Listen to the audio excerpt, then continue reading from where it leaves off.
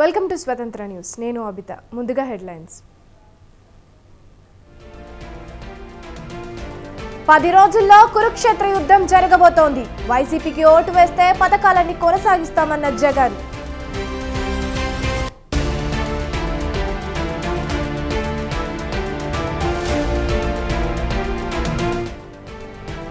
ప్రజల ఆస్తుల పట్టా pass పుస్తకంపై Jagan photo ఎందుకు? సీఎంపై చంద్రబాబు సీరియస్.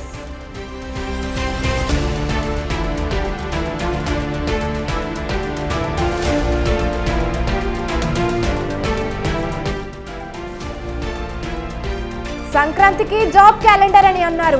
5 ఏళ్లలో ఉద్యోగాలు భర్తీ చేయలేదన్న షర్మిల.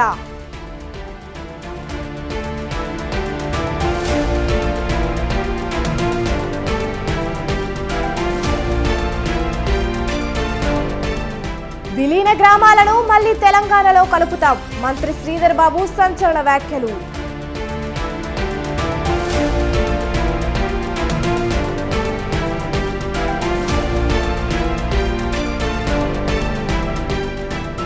ఓడిపోతాననే భయంతోనే అమేథీ స్థానాన్ని విడిచి వెళ్లారు. రాహుల్ పై మోదీ సెటైర్లు.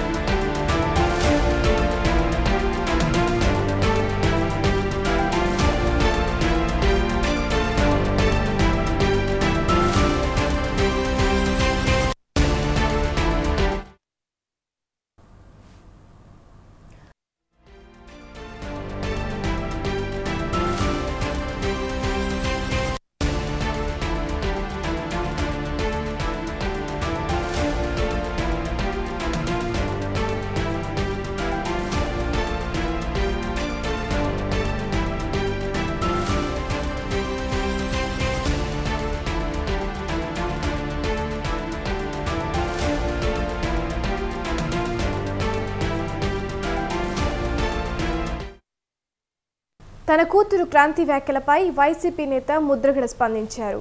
కొందరు వ్యక్తులు తన కూతురుతో తిట్టించారని అన్నారు. ఇది చాలా బాధాకరమని చెప్పారు. కూతురుకు పెళ్లి అయిపోయిందని, ఇప్పుడు మెట్టినిల్లే ఆమె ప్రాపర్టీ అని తెలిపారు. రాజకీయం రాజకీయమే, కూతురు కూతురే అని స్పష్టం చేశారు. జగన్మోహన్ రెడ్డి గారు నన్ను వాడుకుని వదిలేస్తారు, నేను పవన్ గారి పార్టీ జనసేన పార్టీ అని చెప్పేసి నా కూతురు చేత చిన్న వీడియో రిలీజ్ చేశాను. అయ్యా, నా కూతురు నా ప్రాపర్టీ కాదండి. పెళ్లి అవనంత వరకు నా ప్రాపర్టీ, పెళ్లి అయిన తర్వాత అంతవరకు ప్రాపర్టీ. తండ్రి ఆధ్వర్యంలో కొడుకు తప్పు చేస్తే తండ్రికి చెత్త, కానీ నా కూతురు చేత పెళ్లి అయిన అమ్మాయి వాళ్ళ ప్రాపర్టీ చేత నా మీద ఎంత బ్యాడ్గా చెప్పినా జగన్ గారు సేవకుడిగా ఉంటాను. ఎవరు బెదిరించినా కూడా బెదిరిపోను. జగన్మోహన్ రెడ్డి గారు నన్ను వాడుకుని వదిలేస్తారు, నేను పవన్ గారి పార్టీ జనసేన పార్టీ అని చెప్పేసి జనసేన అధినేత పవన్ కేవలం పదవి కోసమే పిఠాపురం వస్తున్నారని వైసీపీ నేత ముద్రగడ పద్మనాభం అన్నారు. టీడీపీ అధినేత చంద్రబాబుకు అధికారం అనే ఆకలి తీర్చుకోవాలని తాపత్రయం మాత్రమే ఉందని మండిపడ్డారు. పిఠాపురంలో వైఎస్ఆర్సీపీ కార్యకర్తలను కలిశారు. ఈ సందర్భంగా ముద్రగడ చంద్రబాబు పవన్లపై తీవ్ర విమర్శలు చేశారు. చంద్రబాబు మాటలను, హామీలను నమ్మే పరిస్థితి లేదన్నారు. ఇక పవన్ హైదరాబాద్కే పరిమితమయ్యే వ్యక్తి అంటూ ఫైర్ అయ్యారు. ముఖానికి రంగులు వేసుకొని పవన్ వస్తున్నాడని విమర్శించారు. వృద్ధులకు పింఛన్ల పంపిణీలో వైసీపీ ప్రభుత్వం తీరు దుర్మార్గంగా ఉందన్నారు ఏపీ కాంగ్రెస్ అధ్యక్షురాలు వైఎస్ షర్మిల. ప్రతి నెల ఇంతమందిని చంపాలని లక్ష్యంగా పెట్టుకున్నారని ఆరోపించారు. ప్రభుత్వానికి బానిసలు కావాల్సిన అవసరం ఐఏఎస్లకు ఏముందని ప్రశ్నించారు. ఉద్యోగులకు చివరికి వైద్య బిల్లులు కూడా బకాయిలు పెట్టారని మండిపడ్డారు. ఎన్నిసార్లు ప్రభుత్వానికి విజ్ఞప్తులు చేసినా పట్టించుకోలేదని విమర్శించారు.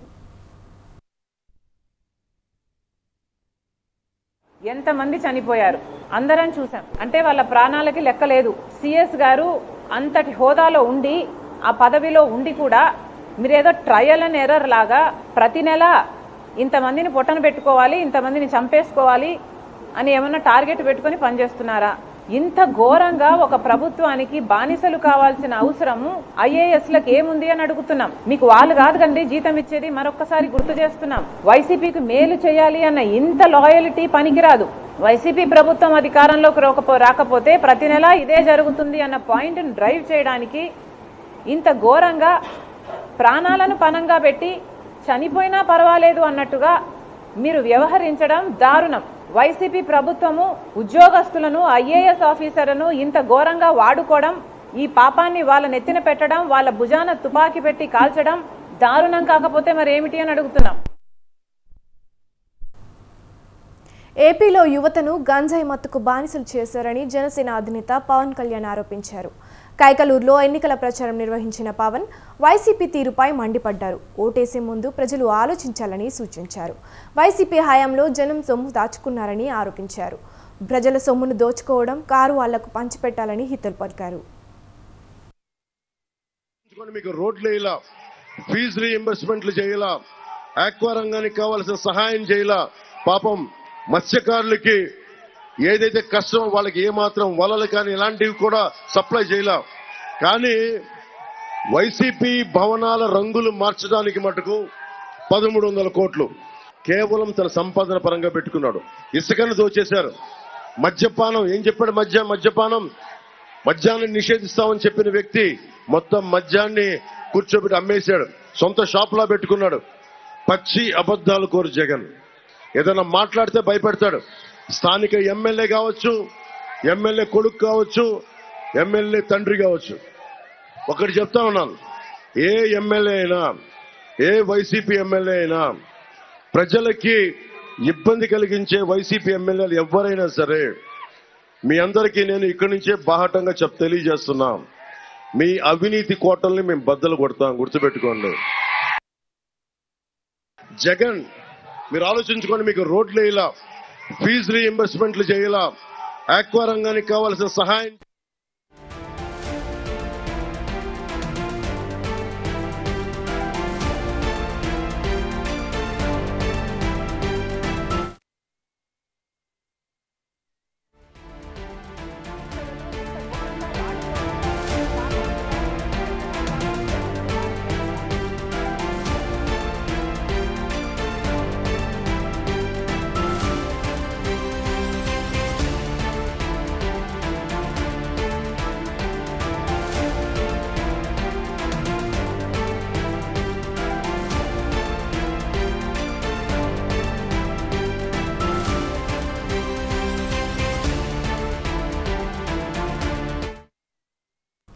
బీఆర్ఎస్ ఎమ్మెల్సీ విఠల్కి తెలంగాణ హైకోర్టు షాక్ ఇచ్చింది. ఆయన ఎన్నిక చెల్లదని తీర్పు వెల్లడించింది. ఫోర్జరీ పత్రాలతో నామినేషన్ విత్డ్రాకు ప్రయత్నించారని, విఠల్ ఎన్నికను సవాలు చేస్తూ పత్తిరెడ్డి రాజేశ్వరరెడ్డి హైకోర్టులో పిటిషన్ దాఖలు చేశారు. దీనిపై తీర్పులు విన్న కోర్టు ఆదిలాబాద్ స్థానిక సంస్థల ఎమ్మెల్సీగా విఠల్ ఎన్నిక చెల్లదని తీర్పు చెప్పింది.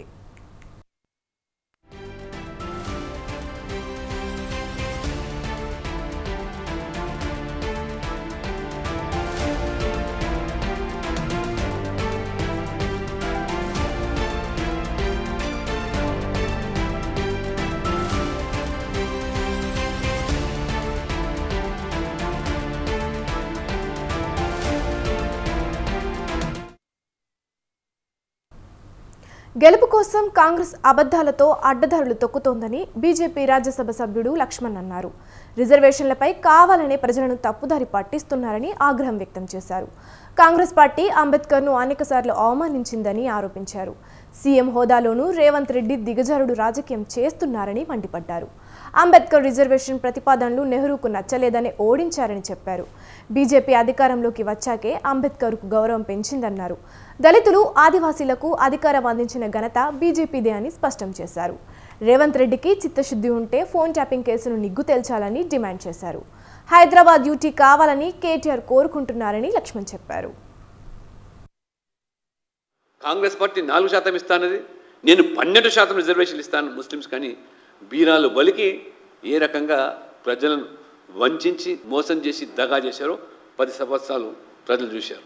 ఇప్పుడు రేవంత్ రెడ్డి గారు ఇదే అబద్ధాల ప్రచారంతో రిజర్వేషన్లను భారతీయ జనతా పార్టీ తొలగిస్తుందని పచ్చి అబద్ధాలను రోజువారీగా ప్రచారం చేస్తూ ఏ రకంగా ఇవాళ మరి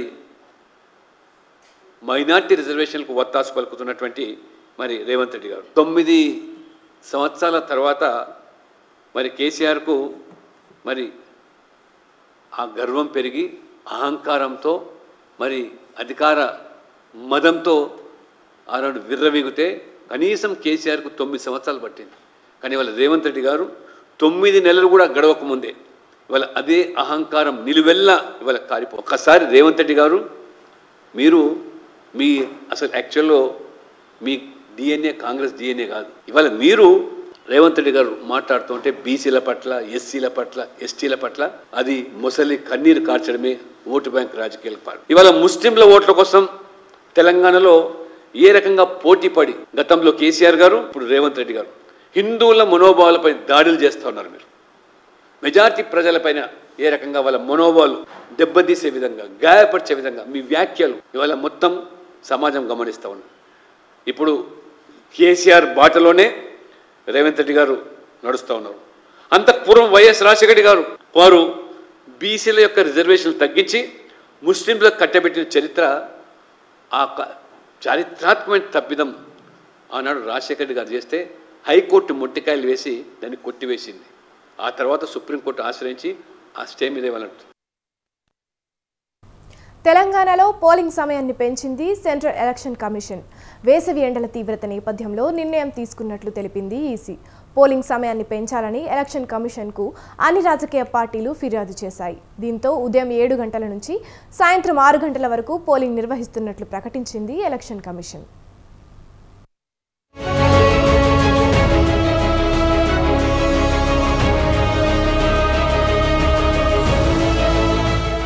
తెలంగాణలో పోలింగ్ సమయాన్ని పెంచినట్లు సెంట్రల్ ఎలక్షన్ కమిషన్ ప్రకటించింది. సాధారణంగా ఉదయం 7 గంటల నుంచి సాయంత్రం 5 గంటల వరకు పోలింగ్ నిర్వహిస్తున్నట్లు నిన్నటి వరకు ఎన్నికల అధికారులు అన్ని ఏర్పాట్లు చేస్తున్నారు. అయితే దేశంలో ఎండల తీవ్రత ఎక్కువగా ఉంది. దీంతో పలు రాష్ట్రాల నుంచి సెంట్రల్ ఎలక్షన్ కమిషన్ కు పోలింగ్ సమయాన్ని పెంచాలంటూ విజ్ఞప్తులొచ్చాయి. 5 గంటల నుంచి 6 గంటల వరకు మరొక గంట పాటు పెంచాలని పలు రాష్ట్రాల రాజకీయ పార్టీల నుంచి విజ్ఞప్తులు రావడంతో పోలింగ్ సమయాన్ని ఉదయం 7 గంటల నుంచి సాయంత్రం 6 గంటల వరకు పెంచింది ఈసీ.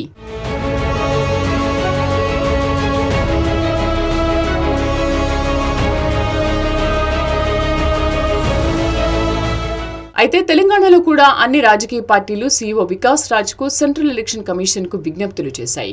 రాష్ట్రంలో సైతం ఉష్ణోగ్రతలు దాదాపు 50 డిగ్రీలు ఉంటుంది. ఎండల సమయంలో ఉదయం 12 గంటల నుంచి సాయంత్రం 3-4 గంటల వరకు ప్రజలు బయటకు రావడానికి ఇబ్బందులు పడుతున్నారు. ఇదే విషయాన్ని వాతావరణ శాఖ కూడా హెచ్చరించింది. సాధారణంగా ఎన్నికల పోలింగ్ ను ఉదయం 7 గంటల నుంచి సాయంత్రం 5 గంటల వరకు మాత్రమే నిర్వహిస్తారు. తీవ్ర ఎండల నేపథ్యంలో ఎన్నికల సమయాన్ని ఉదయం 7 గంటల నుంచి సాయంత్రం 6 గంటల వరకు అంటే మరొక గంట పాటు అదనంగా పెంచాలని విజ్ఞప్తి చేశారు. విజ్ఞప్తులతో పాటు రాష్ట్రంలో ఎండల తీవ్రత విషయాన్ని సెంట్రల్ ఎలక్షన్ కమిషన్ కి నివేదిక రూపంలో వికాస్ రాజ్ అందజేశారు.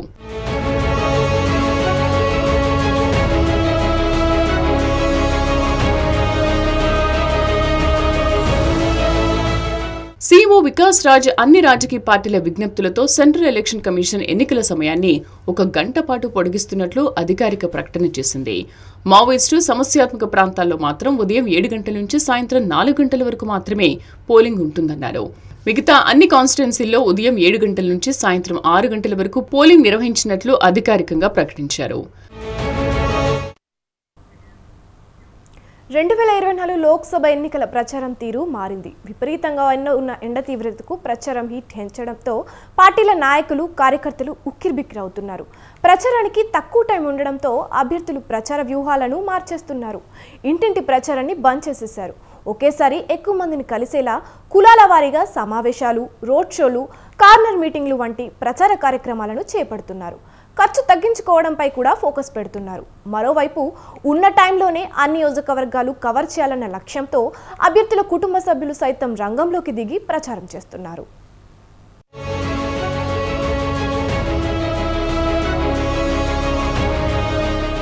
ఉమ్మడి ఖమ్మం జిల్లా వ్యాప్తంగా ఎండ తీవ్రత విపరీతంగా పెరగడంతో ఉదయం సాయంత్రం తప్ప మధ్యాహ్నం బయట కాలు పెట్టలేని పరిస్థితి. ప్రచారానికి ఇక 10 రోజులు కూడా లేకపోవడంతో అభ్యర్థులు తమ ప్రచార తీరు మార్చారు. ప్రచారానికి కొత్త పద్ధతులు అనుసరిస్తున్నారు. వాకింగ్ చేస్తున్న వారిని కలిసేందుకు ఉదయమే పార్కులు, గ్రౌండ్లు, స్టేడియాలకు పరుగులు తీస్తున్నారు. తర్వాత రైతులు, కూలీలు, కార్మికులను నేరుగా కలిసేందుకు మార్కెట్లకు వెళ్తున్నారు. అప్పటికే ఎండ తీవ్రత పెరగడంతో ఇంటింటి ప్రచారాలకు వెళ్లడం లేదు.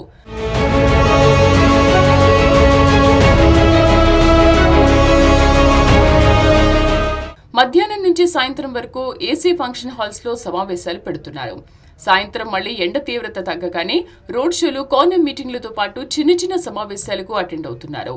ఒక పార్లమెంటు సెగ్మెంట్ పరిధిలో 7 అసెంబ్లీ స్థానాలు ఉండడంతో పూటకో నియోజకవర్గం చొప్పున అన్ని నియోజకవర్గాలు కవర్ అయ్యేలా ప్లాన్ చేసుకుంటున్నారు.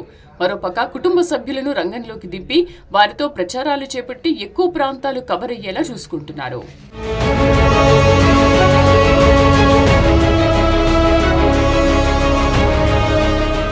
ఎన్నికల ప్రచారానికి 10 రోజులు కూడా వ్యవధి లేదు. దీంతో టైం మేనేజ్మెంట్ తో పాటు ఖర్చు తగ్గింపుపై అభ్యర్థులు దృష్టి పెట్టారు. అన్ని మండలాలు, గ్రామాల్లో కార్యకర్తలతో టీం ఏర్పాటు చేసి రెగ్యులర్ గా ఇంటింటి ప్రచారం చేయడం ఖర్చుతో కూడిన పని. ఇలా ప్రతిరోజు వేలాది మందితో ప్రచారం చేయాలంటే క్యాండిడేట్లు భారీ మొత్తంలో ఖర్చు పెట్టాల్సి వస్తుంది. ప్రతి పార్లమెంటు సెగ్మెంట్ పరిధిలో 50 నుంచి 60 మండలాల్లో 15 లక్షల నుంచి 16 లక్షల మంది ఓటర్లను డైరెక్ట్ గా కలవడం తలకు మించిన భారంగా మారుతోంది. దీంతో తక్కువ మంది కార్యకర్తలతో ప్రచారం చేసేలా ప్లాన్ చేసుకుంటున్నారు. ఇందులో భాగంగా ఆటోలు, మినీ వ్యాన్లకు ఫ్లెక్సీలను కట్టించి సౌండ్ బాక్స్లు ఏర్పాటు చేసి గ్రామాల్లో ప్రచారానికి తిరుగుతున్నారు. మరోవైపు ఇతర పార్టీల నుంచి కార్యకర్తలను చేర్చుకోవడం పైన దృష్టి పెట్టారు. ఎలాగైనా గెలుస్తామన్న నమ్మకం ఉన్న అభ్యర్థులు మాత్రం కాస్త ధైర్యంగా డబ్బు ఖర్చు చేస్తుండగా మిగిలిన వారు మాత్రం కాస్త ముందు వెనుక ఆలోచించి ఖర్చు పెడుతున్నారు.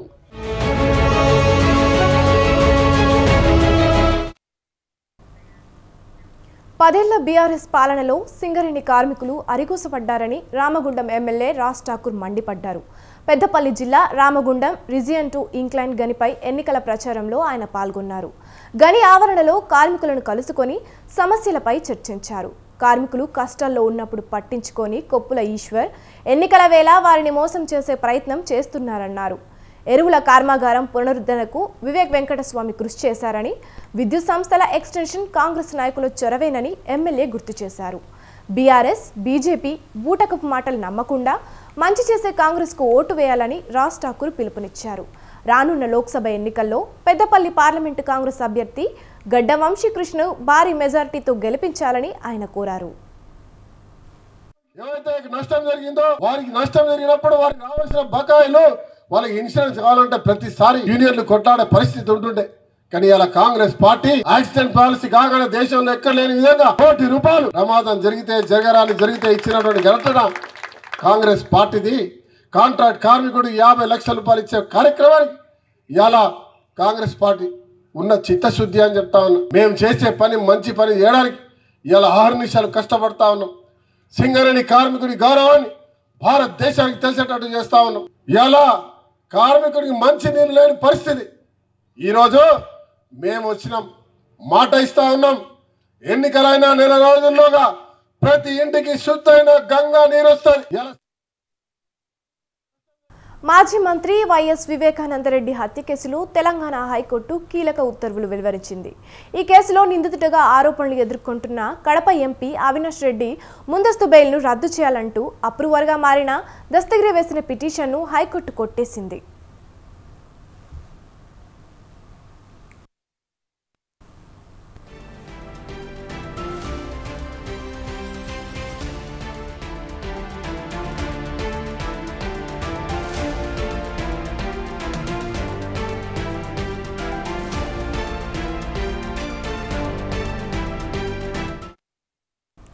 అవినాష్ రెడ్డి సాక్షులను ప్రభావితం చేస్తున్నారని ఆరోపిస్తూ దస్తగిరి ఈ పిటిషన్ దాఖలు చేశారు.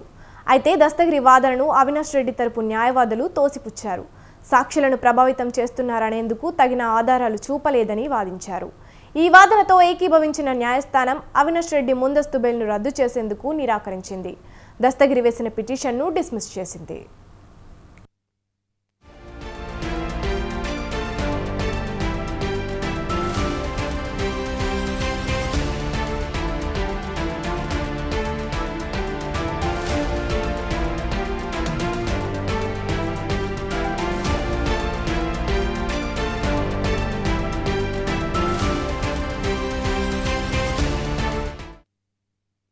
మరోవైపు ఇదే కేసులో ఆరోపణలు ఎదుర్కొంటూ అరెస్ట్ అయిన అవినాష్ రెడ్డి తండ్రి వైఎస్ భాస్కర్ రెడ్డికి హైకోర్టులో ఊరట లభించింది. ఆయనకు హైకోర్టు బెయిల్ మంజూరు చేసింది. కానీ మరో ఇద్దరు నిందితులైన ఉదయ్ కుమార్ రెడ్డి, సునీల్ యాదవ్లకు బెయిల్ ఇచ్చేందుకు మాత్రం న్యాయస్థానం నిరాకరించింది.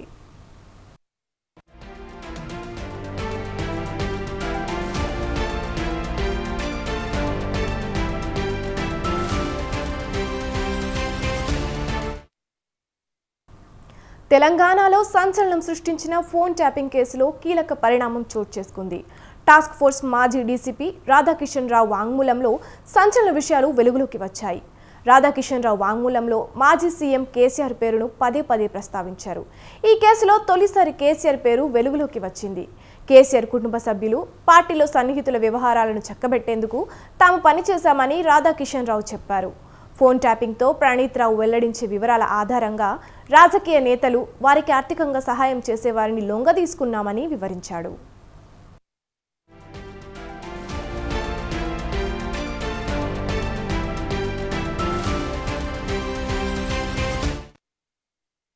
సివిల్ తగాదాల్లో సెటిల్మెంట్ చేస్తూ ఎన్నికల సమయంలో వారి నగదును అడ్డుకున్నామని రాధాకిషన్ రావు చెప్పారు. బీఆర్ఎస్కు చెందిన నగదు తరలింపులో తాము సహకరించామన్నారు. 2017లో డీఎస్పీగా ప్రమోషన్ వచ్చిన తర్వాత తనను టాస్క్ ఫోర్స్ డీసీపీ నియమించడంలో ఎస్ఐబీ మాజీ చీఫ్ ప్రభాకర్ రావు పాత్ర కీలకమని వెల్లడించారు.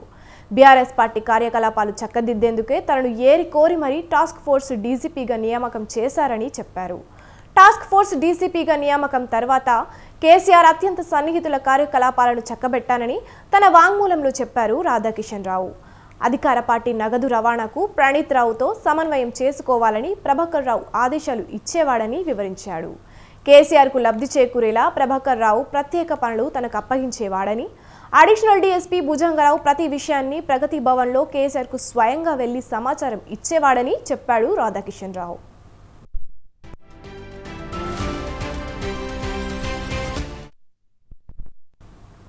ఉత్తరప్రదేశ్లోని రాయ్బరేలీ స్థానం నుంచి కాంగ్రెస్ అగ్రనేత రాహుల్ గాంధీ ఎన్నికల బరిలో దిగుతున్నారు.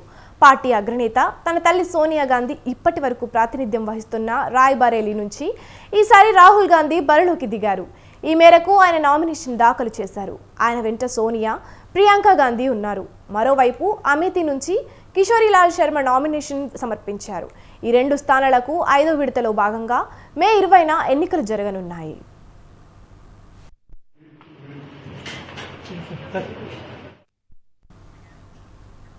సోషల్ మీడియా ప్రధాన సాధనంగా ఎన్నికల ప్రచారం తీరు మారిపోయింది.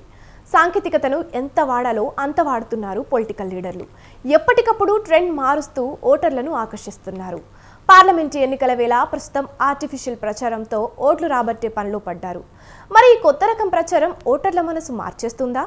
ఓట్ల వర్షం కురిపిస్తుందా? Watch the story.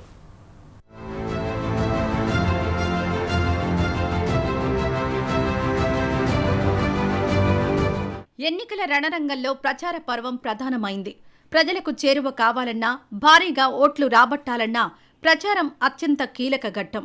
ఎన్నికల బరిలో నిలిచిన ప్రత్యర్థి ఆట కట్టించాలంటే వాక్చాతుర్యం ఎంత ముఖ్యమో మనం చెప్పాలనుకున్న అంశం అందరికీ చేరడం కూడా అంతే ముఖ్యం. ఇందులో భాగంగానే పబ్లిక్ మీటింగ్స్తో పాటు ఇంటింటి ప్రచారాలు, కరపత్రాలు, పోస్టర్లు, పేపర్ యాడ్ల ద్వారా ప్రజలకు దగ్గరయ్యేందుకు ప్రయత్నిస్తుంటారు. అయితే గత దశాబ్ద కాలం నుంచి జనాల్లో ఫోన్ వాడకం ఎక్కువ కావడంతో ప్రచారంలో సోషల్ మీడియా కూడా భాగమైంది. ఇందుకోసం రాజకీయ పార్టీలు ప్రత్యేక వింగ్ను కూడా ఏర్పాటు చేసుకుంటున్నాయి అంటే సోషల్ మీడియా పాత్ర ఎంత ఉందో అర్థమైపోతుంది. తాము చేసే పొలిటికల్ కార్యక్రమాలే కాదు, ప్రత్యర్థుల వైఫల్యాలను ఎప్పటికప్పుడు నెట్టింట ఎండగట్టడంతో సోషల్ మీడియా రాజకీయ కార్యక్రమాల్లో ఓ భాగమైపోయింది.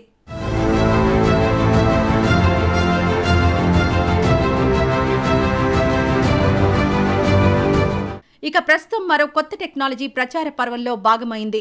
ఉన్నది లేనట్టు, లేనిది ఉన్నట్టు మాయ చేయడంలో ఈ టెక్నాలజీ దిట్ట. అదే ఆర్టిఫిషియల్ ఇంటెలిజెన్స్. ఏఐ ద్వారా ఎప్పుడో మరణించిన వారే మనల్ని ఓట్లు అడగడం ఆశ్చర్యాన్ని కలిగిస్తుంది. అదొక్కటి కాదు, ఎంఐఎం నేత అసదుద్దీన్ ఓవైసీతో భక్తి గీతాలు కూడా పాడించగలదు. అంతటి టెక్నాలజీ గల ఏఐ ఎన్నికల పర్వంలో భాగమైంది. ప్రస్తుతం జరుగుతున్న పార్లమెంట్ ఫైట్ క్యాంపెయిన్లో ఈ ప్రచారం జోరందుకుంది. సోషల్ మీడియా ద్వారా ఓటర్లను చేరుకోవడానికి రాజకీయ పార్టీలు ఏఐని ఉపయోగిస్తున్నాయి. గత ఏడాది నుంచే కాంగ్రెస్, బీజేపీలు ఈ టెక్నాలజీని వాడుతున్నాయి. ఈ క్రమంలోనే ప్రధాని మోదీ ప్రసంగాలను 8 ప్రాంతీయ భాషల్లోకి అనువదించడానికి బీజేపీ ఏఐని ఉపయోగించింది. ఇటీవల తెలంగాణ మాజీ గవర్నర్ తమిళిసై సౌందరరాజన్ రోబోతో వినూత్నంగా ఎన్నికల ప్రచారం చేయడం వైరల్గా మారింది. అలాగే రాహుల్ గాంధీ ప్రధానమంత్రిగా ప్రమాణ స్వీకారం చేస్తున్నట్టుగా ఓ వీడియో కూడా నెట్టింట తెగ చక్కర్లు కొట్టింది. అయితే ఈ ప్రచారంలో తమ పార్టీ గొప్పతనాన్ని చెప్పుకుంటూ తాము బరిలో నిలిపిన అభ్యర్థికి ఓటు వేయాల్సిందిగా చెప్పడమే కాదు, ప్రత్యర్థిపై తప్పుడు ప్రచారాలు కూడా జరిగే అవకాశం ఉంది.